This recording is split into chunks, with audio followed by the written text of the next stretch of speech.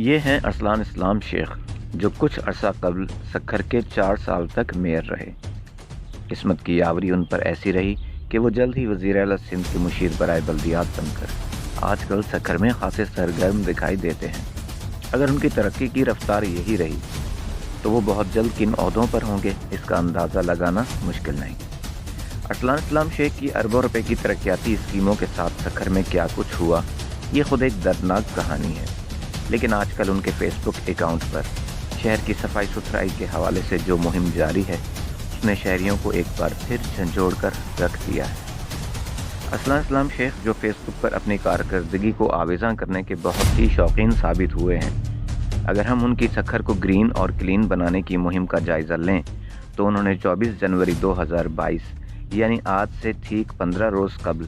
سکھر کی صفائی مہم کے اجلاسوں کا ایسا دھواں سلسلہ شروع کیا کہ صرف 8 روز یعنی 24 جنوری سے 2 فروری 2022 تک یکے بعد دیگرے 6 اجلاس کر ڈالے، جس میں 4 بار ڈپٹی کمشنر جاوید احمد، 6 بار ایڈمنسٹریٹر سکھر علی رضا انصاری اور municipal commissioner Muhammad Ali Baloch, chamber of commerce, Sukkur small traders, وکیل، صحافی، دانشور، شہری سبھی کو بار بار طلب کر کے اپنے عہدے کی ایسی دھاک بٹھائی کہ ان کے خوشامدی اور ہمنوا اش اش کر اٹھے۔ پہلا اجلاس 24 جنوری کو سکھر ہاؤس میں منعقد کیا گیا،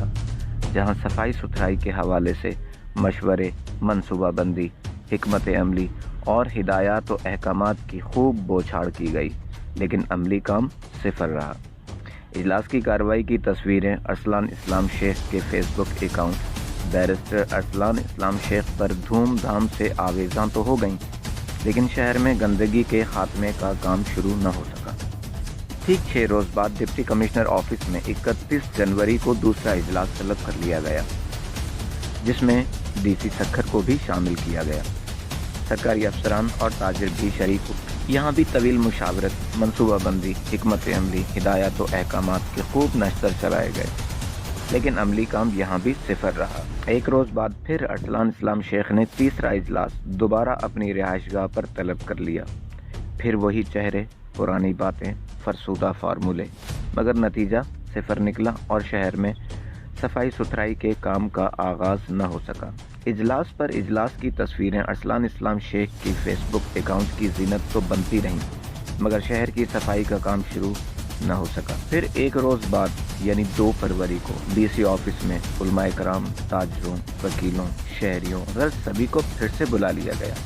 اور ایک ہی روز میں 3 اجلاس ڈاک دیے گئے، مگر شہر پر ان اجلاسوں کا کوئی فرق نہ پڑا اور ایک بار پھر ارسلان اسلام شیخ کے اجلاسوں کی کہانی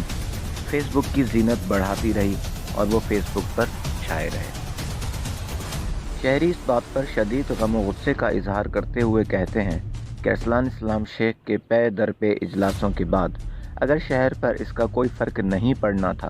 تو 6 بار ایڈمنسٹریٹر سکھر، 4 بار ڈی سی سکھر اور متعدد بار تاجروں اور شہریوں کا وقت کیوں ضائع کیا گیا؟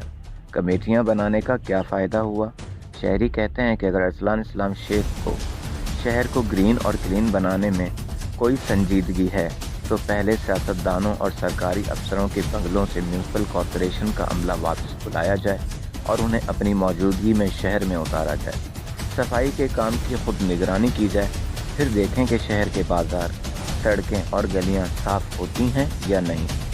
سکھر کے شہری کہتے ہیں کہ شہر کو سرسبز بنانے والے اجلاسوں سے وزیر اعلیٰ سندھ کے مشیر ارسلان اسلام شیخ کا فیس بک اکاؤنٹ تو خوب سج رہا ہے، مگر شہر ڈوبا جا رہا ہے، اس لیے فیس بک سجانے کی بجائے شہر پر توجہ دی جائے اور شہر کو سرسبز بنایا جائے، صرف سبز باغ نہ دکھائے جائیں۔ بولنا ہوگا سے آغا یاور، سکھر۔